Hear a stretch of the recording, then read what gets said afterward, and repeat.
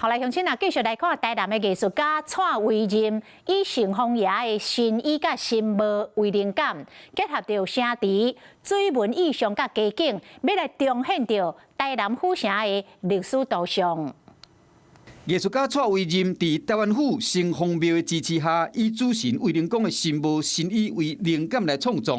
以府城德庆溪甲法安溪溪两大巨河道化作龙的意象，贯穿整个作品，去表达整个府城隍的，我觉得算是一个不同的内在意涵。画布是用蚵仔壳甲干田菱角壳所做的，这嘛是依照古法做城墙的传统材料，为伫三面长150公分、宽60公分的茶帮，帽仔顶正中是台湾府城隍庙。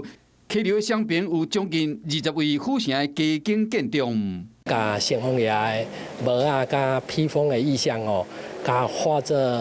城池啦吼。今年是府城建成300年，有机会甲台南美术馆合作，展现出一幅信仰地景甲城市记忆的府城图像。作品完成后，会组成杂品，要市民看到无同款的府城。